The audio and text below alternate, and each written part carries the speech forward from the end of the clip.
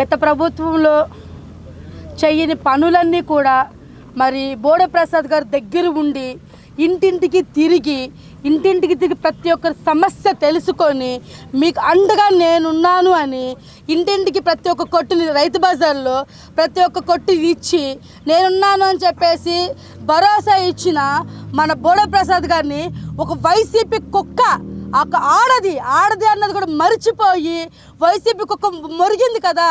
అమ్మ తల్లి నీకు చెబుతున్నాము, నువ్వు ఎక్కడికి రమ్మంటే మేము అక్కడికి వచ్చి దమ్ముగా నిలబడతాం. బోడే ప్రసాద్ గారు మా అందరికి అండగా ఉన్నాడు అని. ఏవయ్యా దైవభక్తుల చక్రవర్తి గారు, మిమ్మల్ని నమస్కారంగా గారు అనే పిలుస్తున్నాం. మీరేం చేస్తారు? గత ప్రభుత్వాలు ఏం చేశారు? మరి ఎన్ని ప్రభుత్వాలు మీరు మారుతున్నారు? ఒక్క ప్రభుత్వంలో మీరు నిఖరంగా ఉన్నారా?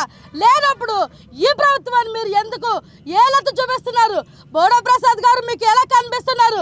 ప్రతి ఇంటికి వెళ్ళి సర్వే చేస్తున్నారు. మీరు ఏ రోజన్నా మీ ప్రభుత్వంలో ఉన్నప్పుడు సర్వే చేశారా? ఇంటింటికి వెళ్ళి వారి సమస్య తెలుసుకున్నారా?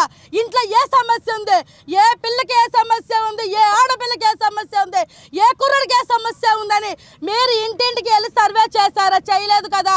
మరి బోడే ప్రసాద్ గారిని ఎందుకు విమర్శిస్తున్నారు? మరి మీరు తీసుకున్న 15 సంవత్సరాలుగా లీజుకు తీసుకున్న స్థలాన్ని మీరు గవర్నమెంట్కి ఎందుకు హ్యాండ్ ఓవర్ చేయలా? చేసి ఉన్నట్టయితే బాగానే ఉండదు కదా. సరే, ఇది ఇప్పుడు మీరు హ్యాండ్ ఓవర్ చేయండి. మేము వచ్చి అక్కడ కూడా రైతు బజార్లు పెడతాం. అమ్మ మహాతల్లి రమాదేవి గారు, నిన్నేదో వాగావు కదా, నువ్వు ఇంటింటికి తిరిగారు, ఎందుకు తిరుగుతున్నారని. మరి నీ ఇంటి ముందు ఉన్న 8 ఎకరాలు ఉంది కదా, అది చెప్పు. ఇక్కడ కూడా రైతు బజారు పెడతాము. నీ ప్లేస్లో కూడా మేము రైతు బజారు పెడతాం. ప్రతి ఒక్క ఆడ మహిళకు, ప్రతి ఇంటికి కూడా మా బోడే ప్రసాద్ గారు, మా ఎమ్మెల్యే గారు ఉన్నారని మేము నిరూపించుకుంటాం. బోడే ప్రసాద్ గారు జోలికి వస్తే ఎవరిని కూడా మేము ఊరికే ప్రసక్తే లేదు. ఇది మాత్రం గుర్తు పెట్టుకొని మాట్లాడండి. ఆడదానిలాగా మాట్లాడు, బరి తగ్గించి మాట్లాడొద్దు.